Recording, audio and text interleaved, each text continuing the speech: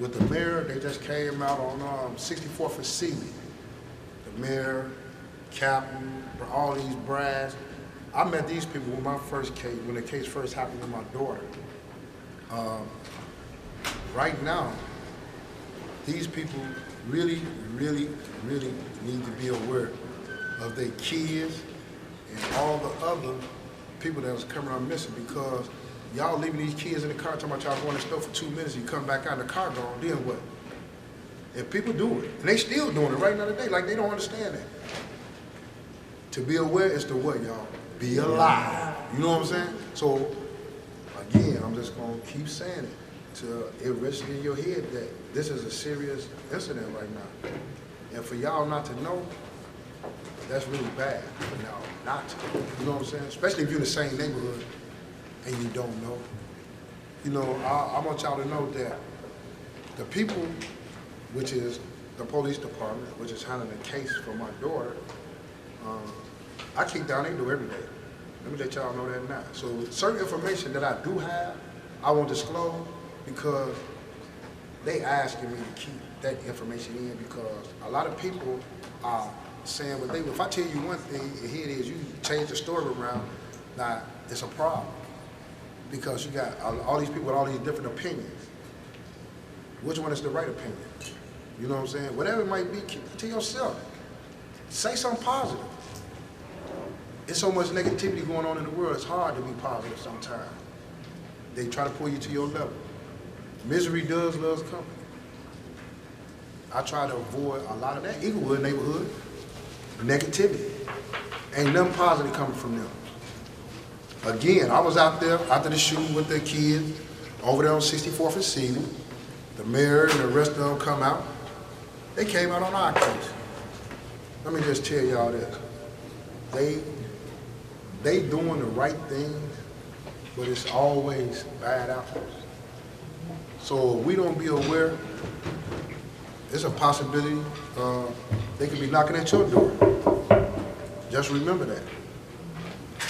I give out a positive vibe. I'm telling y'all now, I've been in the street, I'm from the street, and I ain't got no problem with saying I'll get back in there if I need to.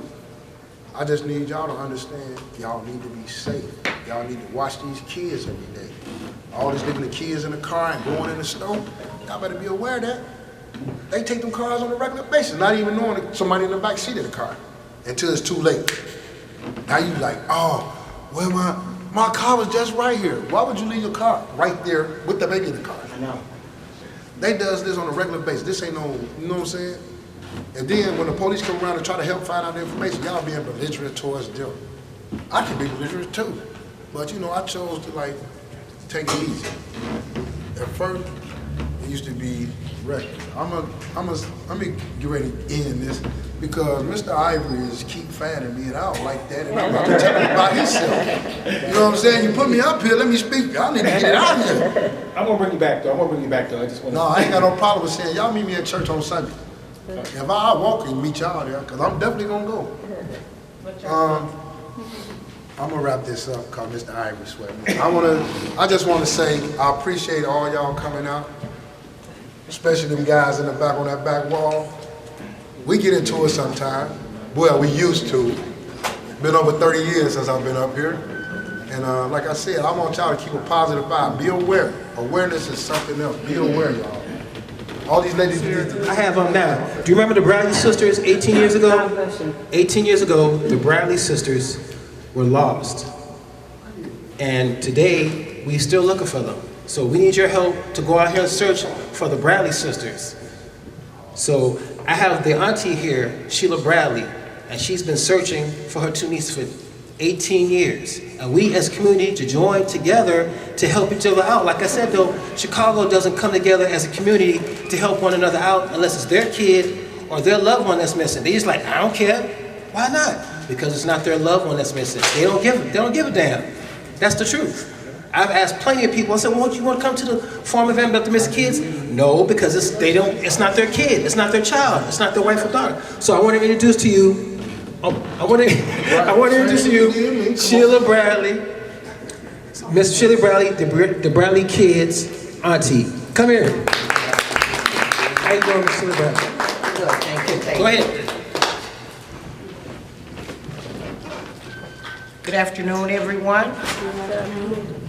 I'm the great honor of Tianda and Diamond Bradley, missing from Chicago since July 6th of 2001. I'm here to support Kierra Cole and her family, as well as we have Jerica Law's family is in attendance. And let me say that when it comes to missing person cases, I know that we all feel that there's more that law enforcement can do. But I'm here to tell you that there's a hell of a lot more that the community should be doing. Amen. Amen. Amen. Other than spreading rumors and not being aware that this could actually happen to your family. The police, the FBI, law enforcement, they're there to get tips and to get the information, but they can only arrest and jail someone after a crime has been committed. The community, the people on your block, the people next door, the neighbors, the people at the gas station, the community holds the keys and the answers to these crimes. It's the community. Now, even though we all do feel, well, what is the police doing? What is the FBI doing? They can't do a damn thing without a tip. They could only take the information. They could only log the information. They could follow through on tips. But without the community, we cannot solve these cases. And as far as my nieces, Tianda and Diamond Bradley, it's been 18 years, and I know, as sure as I'm standing here, someone knows what happened to my nieces. Mm-hmm. Someone witnessed that, may be afraid to come forward, I don't know. But it's going to take someone from the community to open your mouth. Spread the word about not only Tianda and Diamond, but any missing person. Men missing, they are the largest neglected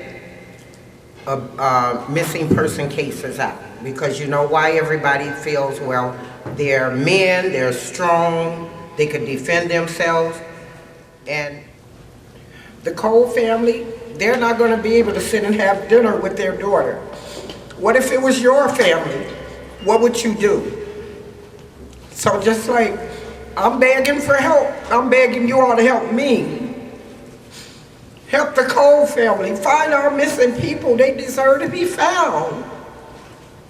Share their information. Don't just sit there and, oh well, it only happens in rich white neighborhoods. It's a lie. It happened in black, Hispanics, Asians. Just help us find our missing persons. So if anybody got any information about Kierra Cole, stop being a coward, step up.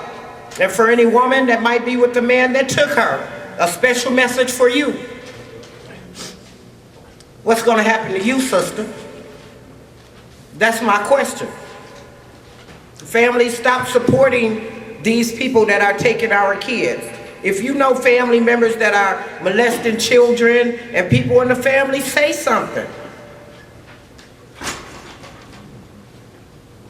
Otherwise, like I say, all missing persons deserve to be found, and thank you all for having us here.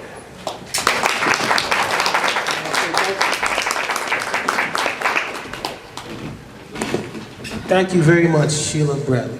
Thank you. Thank you for that moving speech. And so like I said, though, we need to join as a community together. Chicago, please unite. Chicago need to man up and help look for these people, though. Really, because people don't care about it unless it's happened to them, their family members, their loved ones. They don't care. They don't give a damn. So next up, I have missing persons. And here she goes, missing persons. Hello, everybody. All right, how you guys doing today? Well, you know what? I'm gonna first of all do what I know best. Whenever I have a mic in my hand, I'm gonna give praise to the Most High God. Because without him, I'm just saying life would just be so lifeless. So let's just have a moment of silence for all of the young ladies and people that are missing. Let's just take a moment of silence, please. Thank you, guys. My name again is Vera Giles Norris, and I am the founder of Missing Please Come Home. Missing Please Come Home. It's an organization that I actually started when my mother was in intensive care. And she was given the information of having a terminal illness, cancer. And they told my mom, they said, you know what, you have about 6 months to a year to live. And she looked at me and she said, don't worry about nothing, but in this season, do all that you can do to bring awareness to the missing people. Don't stop your journey. So I stand here today to first of all say to the Kierra Cole's family, we're steady praying for you. Our heart goes out to you. And we're not gonna stop saying Kierra Cole's name until we find her.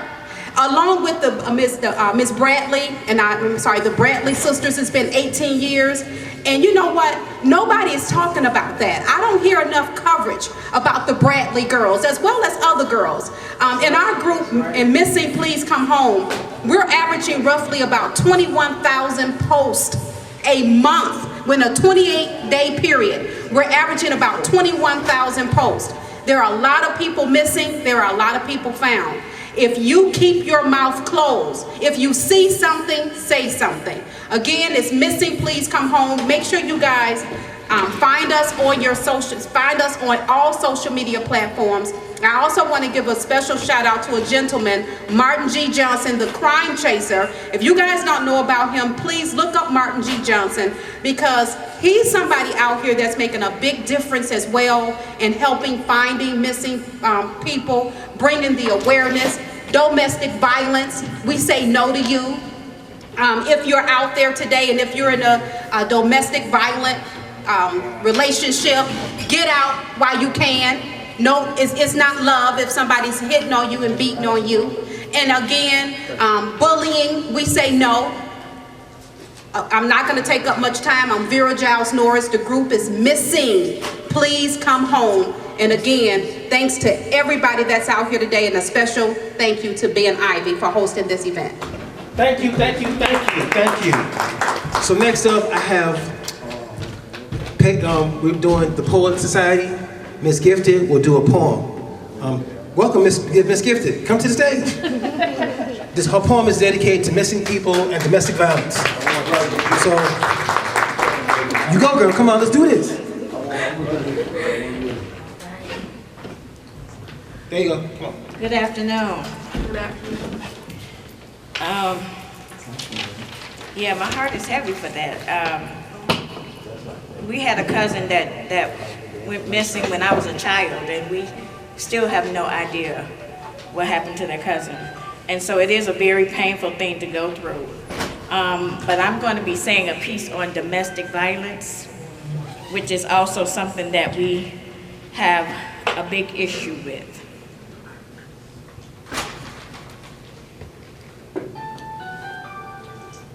Put your phones on vibrate, please, everyone, please. I plan to. Okay. Thank you.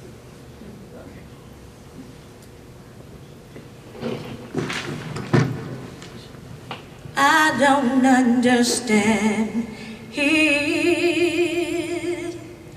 the way I let you treat me. How can I have feelings for a love that isn't there? I gave you my power while I sit in all this pain. It's hard for me to tell the sunshine from the rain. Oh, and I don't understand it when you haven't given me the treatment I deserve when I am a queen. You called me a name and then said, baby, I love you. You criticize me constantly and belittle my being and then said, babe, you the best thing that ever happened to me. You slapped me for speaking my mind and then said, I loves me an independent woman. You choked me and then carried me off to our bed to make love. I wake to the morning sun just barely able to see through badly bruised and swollen eyes to you saying, sweetheart, let's make a baby. Is it me? Is it me? Or did something get lost in the translation? I don't understand it when you haven't given me the treatment I deserve when I am a queen. That's it.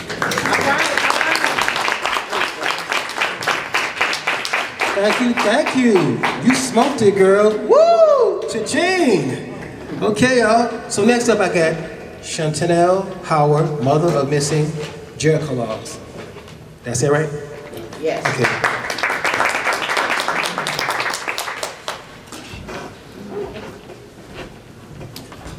Thank you, ma'am. Hello, my name is Chantanelle Howard, and I'm the mother of missing Jericho Laws. Jericho has been missing since August the 17, 2015 from Park Forest, Illinois. What I want to share with you today from a mother and some statistics as well. Last year, in 2018, there was a reported 612,846 people reported missing. The year before, it was 651,226. I just wanted to share those statistics with you all to let you all know that it just doesn't happen to me. It's happening all across the United States. As a result of Jericho going missing, what I do now is work for an organization. I'm on the board of directors. I'm a state director for Illinois. What I do is search for missing people. And I also put together what's needed for the searchers. What I can tell you, since Jericho has disappeared, this has traumatized our family, of course. It's hard for all of the children, her brothers and sisters, especially her mom, which is me. What I want to share with the young girls today, and men as well, just be aware of your surroundings. There's so many that go missing. And to be honest, the police, I believe, do everything in their power that they can do. But there's just so much that they can do because the cases continue to roll in.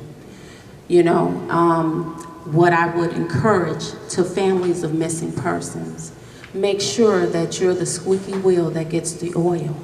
Don't let them forget about your child. I don't care how long it's been, make sure you do a weekly call. A daily, well, I don't call daily, I do it weekly now. So they know that I'm still here and Jericho is still missing and I'm her advocate. And I want to say this lastly, you have to remain hopeful and hopeful in that your loved one will return home safe. Thank you.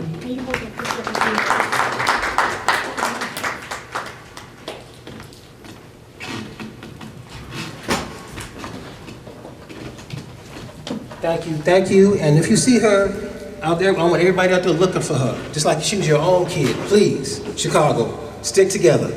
Next is Nina Purple Rain, domestic violence survivor, representing the Poet Organization. Welcome to the. Okay, well, Black Ice, come on, come. I got my man Black Ice. He's about to come here. Black Ice. Here comes Black Ice. He's the CEO of the organization, so he has a poem. Good afternoon, everyone. Good afternoon. We still want to give peace and blessings to God. After all is said and done, after all that we've experienced, and after all that we've been going through, God is good. Yes, He is. And all the time, God is good. God is good. We're going to pray for our families. We're going to pray for those who are missing. And we're going to pray for our communities, because it seems like when our community is stricken by these type of things, there's no outroar about it in the news. There's no outroar. They don't talk about it as much if the black and brown come up missing. I want to deal with a poem that I wrote called Confinement, and it deals with the aspect of when you get involved with someone, your family actually gets involved with them also, and it affects the whole family. Confinement. As I sit and stare between these bars and think about my life and the many mistakes that I've made, I just hope that he hears this as I ask him for forgiveness all those lonely nights that I laid and I prayed. Is there a reason for this confinement? Is my life the price that I must pay? See, I want to atone for my sins, but I don't know where to begin. Tell me, is there anything that I could do or I could say? See, y'all don't understand, man. I love this girl. She was like my sister, my boy, my best friend. The closest thing to me, I felt love but never judged, but I just got to tell y'all how this story all begins. Now, there was a spiritual connection. Although I must admit I had feelings, but since she was involved, I just couldn't find the nerve. But this guy, he mistreated her, and at times he would beat on her, but to me she was a queen, and he could never give her what she deserved. I felt all of her hurt and pain, but there was only one man to blame, because it was his hands, his knuckles, and his fist. Or was it a two-way street? But my girl was so sweet I had to ask her, baby, why you stay and put up with this? See, the reality was she was afraid to leave, and there were questions in my mind. Do you really want to go? You know how y'all feel obligated to stay although your feelings have gone away? But it's one thing he should know, you reap what you sow. Now, while he was doing all of his lines, she was calling me crying, asking me what I thought it was that she should do. But there were some things that she had to see that black ice wouldn't be able to show her. Besides the answer to these questions she already knew. See, her only choices were the ones that she would choose, and I just couldn't bear to see her face bruised. An abused friend, man, I refused to lose. And just to think of her neglected. And all the times that this man disrespected, my help rejected, but baby, I can't protect you if you don't want to be protected. Tell me, what is it going to take for you to remove the veil from in front of your face and see that when he was locked up, this was the only time that you had a feeling of being free. Until you met me and I gave you inspiration to breathe again and the faith to resist. Told you to pray for the strength to walk away because I just couldn't keep seeing you going through this. And not one day had passed before another call came. Now everybody's involved, including your mama. I called her up and I told her, listen baby, I'm on my way over, but now when I come, you know it's gonna be some drama. And now I pace on the floor while I walk out this door, because this time she told me that he cut her. Now look, I'm trying not to snap, but I gotta come strapped, although my intentions were just to talk to this brother. Ladies and gentlemen, when you get involved with someone, everybody in the family gets involved with them also. Look at Jennifer Hudson's family. Her sister dated a man who ended up killing her nephew, her mom, and I believe her brother too. Confinement is not a physical condition, it's a mental condition. Thank you so much. Thank you, Black Ice, for a lovely inspirational poem. Next up, I have Sadia Carter, Commanding Officer of JLSC. So come to the stage. All the police officers, thank you. Out here for help and looking for these missing people. Hello, everyone. Hello. I am Lieutenant Sadia Carter. I am the Commanding Officer of the Juvenile Intervention and Support Center. It actually houses the follow-up portion to missing persons. And actually I have the staff here with us, so if you guys have questions, you actually have the people that work every day doing what we do to help lighten the load of these families that have these children and adults that are missing. I'm just glad to introduce themselves. Hi, I'm Officer Melissa Tapia. I work in the missing persons section. I've been there for about the last 10 years. Thank you. I'm Lieutenant Rich Stadnick, assigned to the 12th District, 3rd Watch. Good afternoon, Officer Louis Crespo, assigned to the 12th District Community Policing Office. And I'm gonna have our preliminary investigator just talk to you guys about what happens when your family or loved one becomes missing, just to give you just a quick overview. A lot of you guys are here have already been victim of this, just maybe we get the message out and we can make sure that we have that more of individuals are coming missing, okay? Good afternoon, ladies and gentlemen. Unfortunately, I do not have any direct correlation with the investigations that we are discussing today. However, I can tell you as a preliminary investigator, when we do receive a call from Office of Emergency Management Communication, we are making sure that these calls are priorities that we are taking. We have all officers available to assist in such matters. We generate offense case reports that we issue to the families, obtain as much information as we can. At that point, we then canvass the area, speaking to neighbors, looking for video footage, and communicating with neighboring districts on the situation at hand. Anyone have any questions? Let me just add to that a little bit. I'm sorry, just to add to what Officer Crespo said, we also will pass that information along to the following watch. They conduct their own investigation, submit what we call a supplementary report, and they pass it on to the watch that follows us, so it kind of goes full circle. We pretty much recontact any witnesses, the family, see if they had any more contact or anything about the missing. I have a question. Do you guys handle the cases of missing individuals differently than you do runaway cases, depending on how the parent report the crime or report the incident? So missing versus runaway, do you handle the cases differently, is my question. None of us do the investigation, just so you know, but just to give you just the background from Chicago, from what I understand our department does. Is that, sure.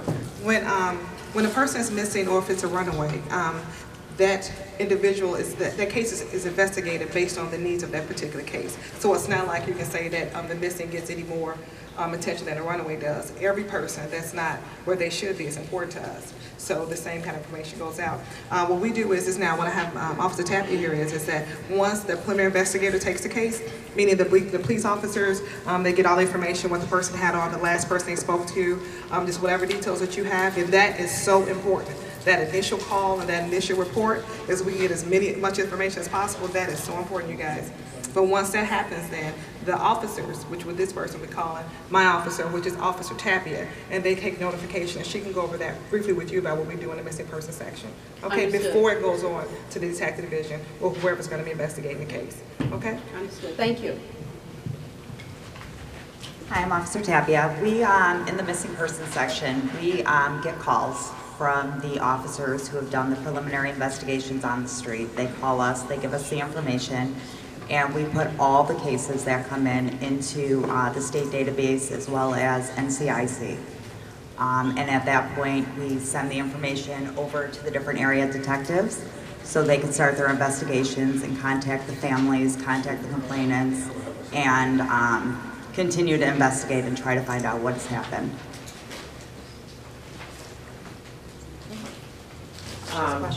I'm pretty familiar with the way the process works, but I only have one concern regarding my dealing with Tianda and Diamond's case. Is the communication between the Chicago Police and the National Center for Missing and Exploited Children. Sometimes when someone calls in a tip to the National Center, they usually turn it over to whoever the lead investigator is on the case. Does the Chicago Police Department then interact with that agency, or at that point is it totally, as far as a tip, just taken from them because they're not law enforcement? How is that happening? You know what, like I said, I don't investigate those cases, but my understanding is that once that information is given to us, we then follow up on whatever information they have. So it does have to be some level of communication with them back and forth because they were initially the person that reported it to us. So I would think that they will be working together.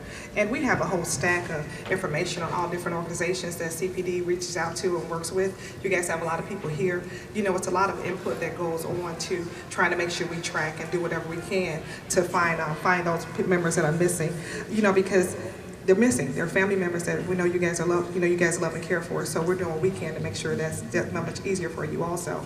I can't talk about any specific case, but I do know we've also had a lot of success. So I just want to tell you all to please keep on searching, keep on getting information out, keep on doing things like this, keep on letting the community know that we need as much information as possible, because a lot of times the community may know things that we may not know. It may take us a little bit longer to know, and sometimes time is of the essence. So please keep on doing what you guys are doing, and thank you guys so much for inviting us here. One last question, if Sure. I may, and it may be a little off topic, but if you can answer, I appreciate it. Okay. We have been alerted that there's a serial killer or something going on in the Chicago area. Do you guys have any information on that, or has that been confirmed as far as some in particular person going around doing these types of crimes in the Chicago area? You know, to my knowledge, it hasn't been anything confirmed, but I'm going to tell you that if it is, our superintendent, our mayor, especially our new mayor also, you know, these are things that they take very close to heart. My commander, which is Commander Casey, she's over the Youth Investigations Division, my Chief Melissa Staples, and my deputy. You have people that are part of this team that believe in this process and how it works, and make sure that they hold people accountable that need to be held accountable. So I tell you this, that if it is, that's going to be immediately addressed.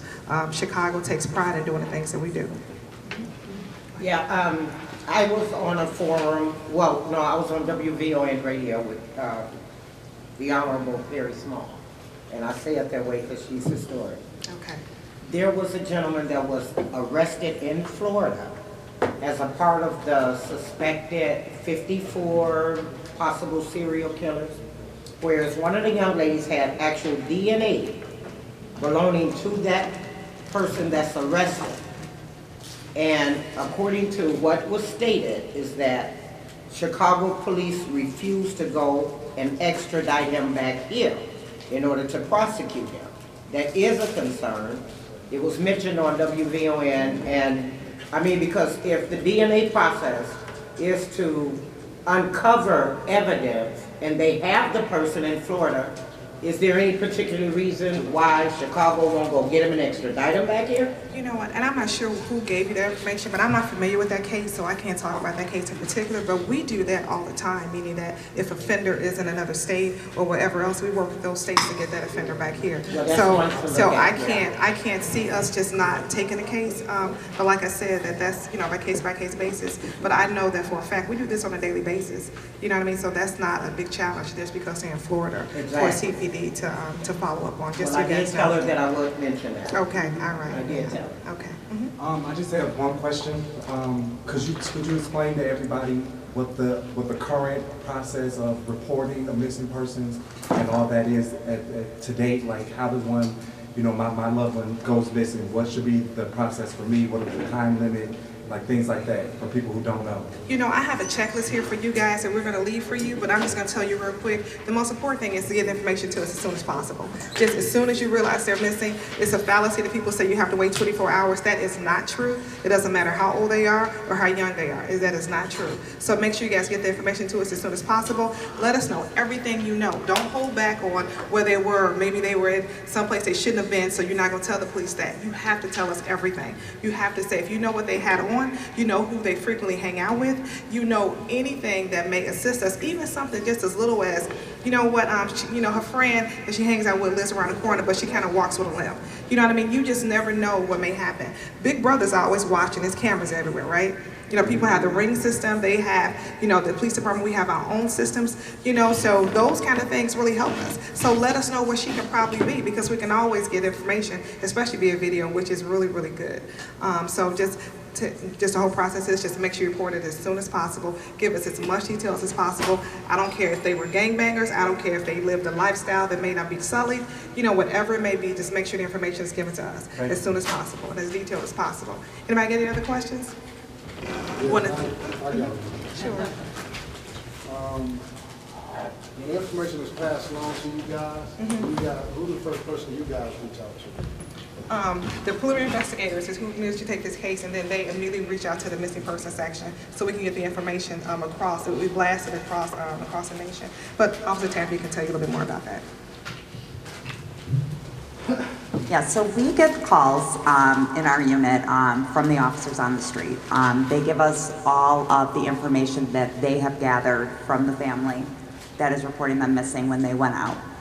We take that information, we put it into leads and NCIC. We get a copy of that report. We forward everything over to the area detectives so they can follow up on the cases. They'll assign a detective to every case, and every case will get followed up on. Okay, the reason I asked the question I asked is because I was living in Wisconsin for the last 29 years. When they have a missing person go missing down there, it was an Amber Alert, I'm probably sure you heard of that. They'll expose whatever information they got on billboard. I don't see flyers. I see billboards, interrupt the radio, interrupt your feed on your phone or whatever. Like Amber Alert. I'm just wondering why they're not doing the same process here as they do in Wisconsin. So we do Amber Alerts. So here in Chicago, we have rules regarding when you initiate an Amber Alert. As far as anything additional like billboards and stuff like that, different organizations do different things like that. So Chicago may not necessarily have the billboard that they just deal with missing persons, and I'm not sure if we do now or if we even will in the future, but I would tell you that the information is blasted everywhere. When she talked about it going to NCIC and things like that, that means it went nationwide. So even if your loved one was missing in Chicago, the information, as soon as we get it in the missing person section, that information is sent nationwide. So you understand? So even if they were in Wisconsin, if your loved one was missing from here and they ended up in Wisconsin PD will be able to see that information also. So that is some of the things that we do. And like I said, the listing that we have is so many organizations that work with CPD and that the information is filtered to, that they have their own vehicles to get information out that it is going. I'm going to cut you off. Sure. I didn't see it. Okay. So if you could you explain more about CPD? What is CPD? Chicago Police Department? Yeah, because like me, they have other different organizations in Wisconsin. I'm reaching out to people around the world, not just here in Wisconsin. Okay. But around the world, because since this has happened, I have run across and met a lot of positive people in other states across the country. It shocked me that it reached all the way to Africa. I give training classes in the morning for young ladies. They pray for me, it was kind of shocking that I could reach out to these people, and I was wondering, any other people or organizations reaching out to these people also? Like I said, we have a listing of the organizations that do. I don't know them off the top of my head, but I do know that the stuff that you do, like stop until they come home.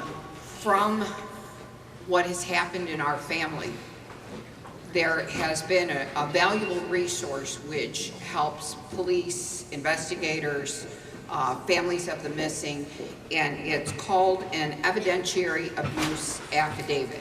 And I have information that I will be putting out for anybody who would like to grab it. So what it is when you have victims of abuse, which so many times in missing person cases, there is abuse in the background. And they'll say, they were scared. They thought that something was going on with them.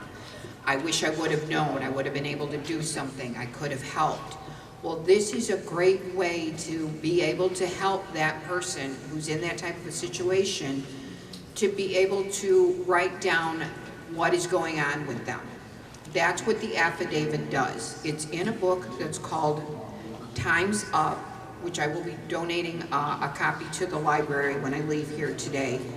And what it does is it walks a person who's in an abuse situation to hopefully safely leave that situation that is putting them in a potential for some severe violence. So many times what it takes is 5 to 7 times on an average for a victim of abuse to leave. It takes them time because they've been beaten down, they've been told they're no good, they have been hurt in more ways than we can name. So what this abuse affidavit does is it gives them an opportunity to write down what is going on. My name is Norma Peterson. I live at this address. you know, here's a picture of myself. I have 2 kids. I live with my abuser. You know, he is so-and-so. This is, you know, markings that are on them.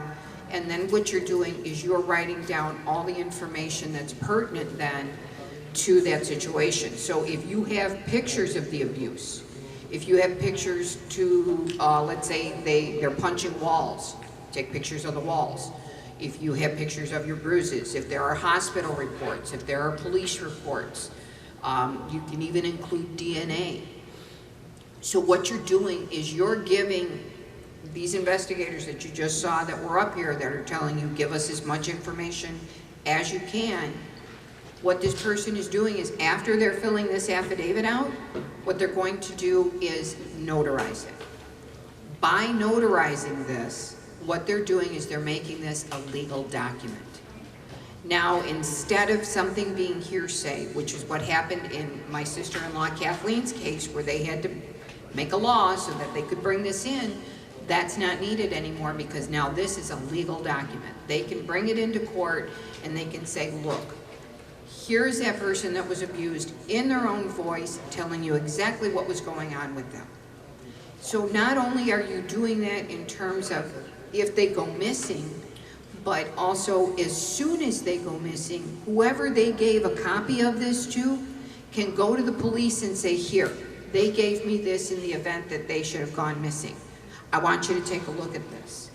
And having that victim be able to testify to their own experience is a very powerful tool.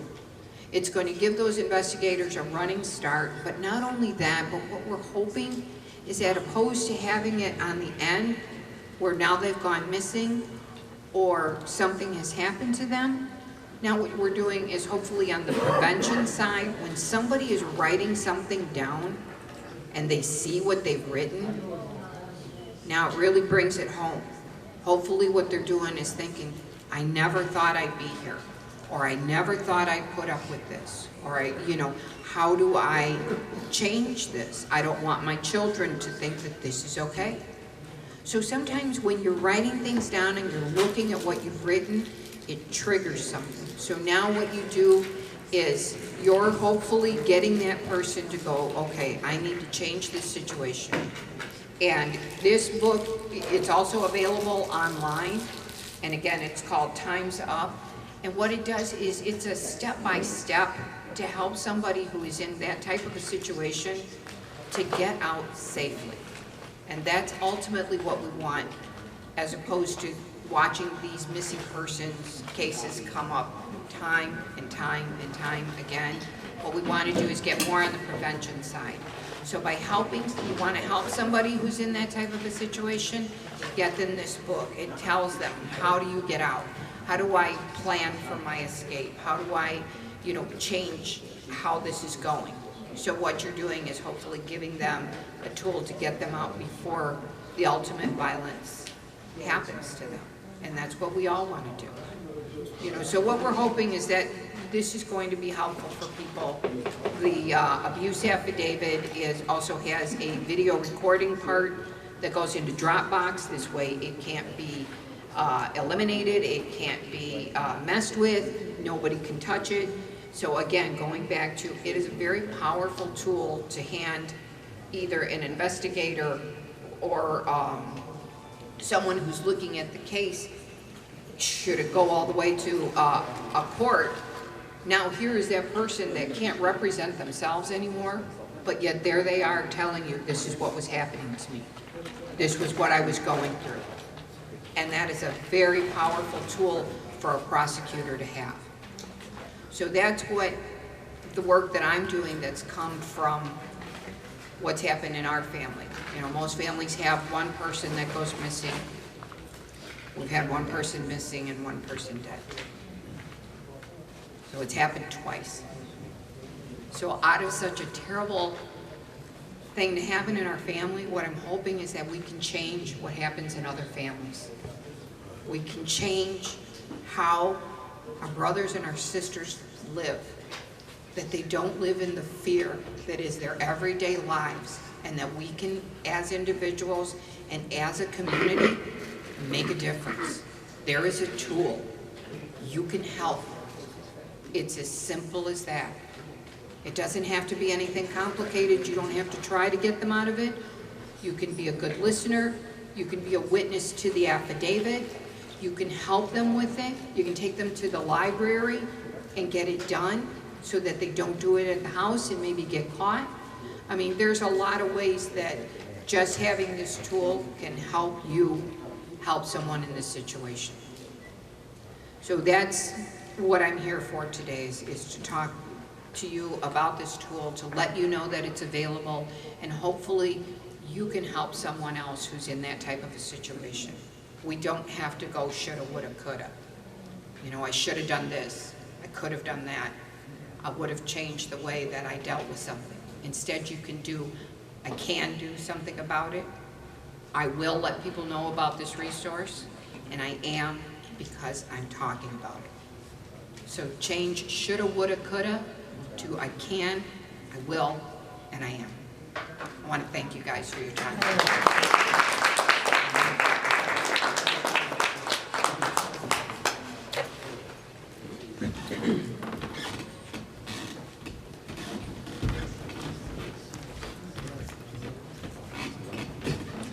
Yes, hello. Let's give her another hand.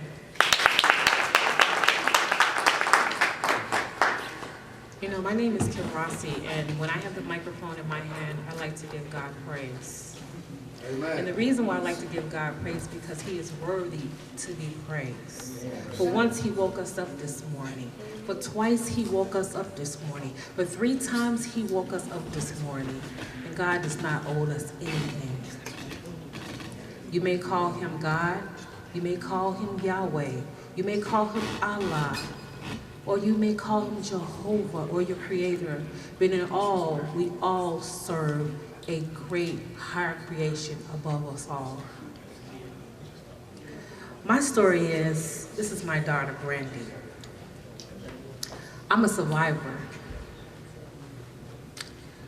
I was kidnapped. Did nobody even know that? And when I was kidnapped, I had just moved to Chicago with my mother. And what happened with me is, I come from a small town called Forest City, Arkansas. It's about, maybe about 30,000 people that live there right now. There's only one high school there, one McDonald's, one Walgreens, one Burger King, and so on and so on. But it's a great town. So I moved to Chicago with my mother. And when I came to Chicago, what happened was we moved to the north side of Chicago. And we lived in this building. It was maybe like around 12 floors in this building. And it was this young lady, her name was Samantha. And she came up to our apartment. Mind you, we live on the 8th floor and she lived on the 4th floor. And she came to our apartment and she knocked on the door and she asked my mother, she said, can you send your daughter downstairs later because I would like for her to do something. Now we're country people, so we didn't know better or nothing like that. My mom was like, sure, you know, very naive at the time. And what happened was, I came downstairs and my mother had loaned her some money. She said, come downstairs and, you know, give it to my guy. So I went downstairs and I knocked on the door. As I knocked on the door, Samantha was not there. It was this young man named Julian. And I had on some basketball shorts. And what happened was, he told me to come in. He says, Samantha said that you're always crying, you're always whining. I'm looking like, this man doesn't know anything about me. I don't cry, I don't whine, I don't know anything. So he began to try to pull my pants down. He began to try to tumble with me and everything. Mind you, he kept me in a closet locked up. And when he kept me in the closet locked up, only thing I could think of, you know, my mom, no one's not gonna know that I'm here. He's like, I wanna put some hair gel in your face. Some blue activated gel. And I'm looking like, what do you wanna put activated gel in my face? Because he said, I'm gonna lubricate your face to go into my mouth. So as he began to try to do that, I began to fight and fight and fight. He had a combination lock. Back then they had combination locks on the door. I don't know, by the grace of God, I picked that lock and I began to fight. I began to bite his hand with my teeth and leave a print in his hand. And I ran to the elevator, and I didn't take the elevator, I ran to the stairs because I was very, innocent-minded. And I began to run up the stairs. And I just did thank the Lord that I got out of that situation. But my friend, she didn't. I had a friend with me. And what happened was, she got her head amputated off. So I am a survivor. No one never knew that story. My daughter is right here, and she can explain the rest to you. Well, my name is Brandy. Thank God for my mom surviving a tragedy. She's here today. I actually have a story myself. My mom don't know this. For most, I lived in Hawaii for 3 years with my father. I started my freshman year in high school out there. I'm glad that I had a mother to instill things in me, because the parent that my father wasn't the parent that my mom is. So it was a little bit more freedom out there than my mom. My mom was very strict, taught me that I couldn't do these certain things. My dad kind of let me just do what I want. I was more sheltered. So when I got out there, my dad was like, why are you not going out with your friends? And I was like, that's just not me. I like to stay. So as I began to live out there and do the things, go to school and meet people, because, I had to meet friends. I couldn't just stay in the house. So a year went past, and I met some group of friends. I had went out with them. I wasn't a drinker. I wasn't a party. I didn't smoke or do anything like that. But they offered me alcohol. And for most people and teens, you don't want to seem lame or, so I was under peer pressure, and I tried it. So I tried it for the first time. I felt dizzy. It was nobody around. My friend, she actually left, and it was just a group of dudes there. And so as I sat there, I kind of got really dizzy. They kept offering me alcohol over and over, and I was like, wait, no, I don't want anything else. As I was sitting there, I overheard them saying, we're gonna keep her here.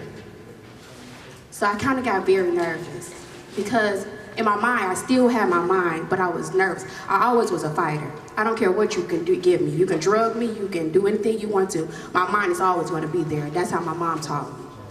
So as I sat there, I heard them saying, we're not gonna let her go. We're gonna do some things to her. I did get worried, I did get scared. My phone was going dead. I didn't call my dad because I knew that he wasn't gonna do anything. My mom didn't know. My husband that I have now, I still was talking to him out there in Hawaii. I called him, and we were actually friends. We wasn't really husband or anything like that. So he was like, you gotta go. You can't stay there. I said, I don't know what to do. I don't know where I'm at. I'm in Hawaii. This island. How I'm gonna get there? I don't know. It's dark. And they said they wasn't gonna let me go. They said that, I said, I wanna go home now. I said, where's my friend? They said, she's gone. You gotta stay here. I said, no, I'm not staying here. So as they turned around, I began to walk. They grabbed me back in the house and kept me there and said, take off your clothes. I said, I'm not gonna do that. I said, I wanna go home right now. You guys gotta let me go home. So I began to pray, because I always knew the word. I don't care where you at. I don't care how young you is. I always knew the word. As I began to pray, this dude, I don't know, he was Caucasian, he said, let her go. They let me go. I began to walk on the highway. My phone went dead. I didn't know anything out there. I just stood there on the highway. A car picked me up. I didn't know this person. I didn't know these people. It was a lady and her husband that picked me up. And I told them I don't know where to go. I told them where I lived at. I knew the address. And they said, oh, I know that address. And she took me there. I didn't tell my dad this. I didn't tell my mom. I didn't tell nobody. Them people could did anything to me. But I still stand in my mind. I still stand in my ground. And all I had was the Father on my side. And what my mom instilled into me is still be a strong woman and continue to fight. No matter what anybody do to you. They can drug you, but they can't take their mind. They can't take what was instilled in you. They can't take anything from you. Just remember that. We are powerful than what we seen. Come on, baby. Come on. We are more powerful than what we were seeing. We was made by the incredible, the beginning and the end, God himself. So remember, whoever is out there, whoever is hearing this, remember, you can get away because you are powerful. You are like a superhero. You may not think this, but remember, this world to me is like a fairy tale. We have dreams, we have thoughts. It's like a fairy tale to me. So think of it like that. Think of you a powerful superhero. You can get away. Go into your inner self and you're going to escape. That's my word. That was very powerful for my daughter, and I just thank her for that word. And you just got to remember what you instill in your children. Now we're going to bring up Marsha Vu to the stage, getting her prepared. Yes. Can we give her another hand?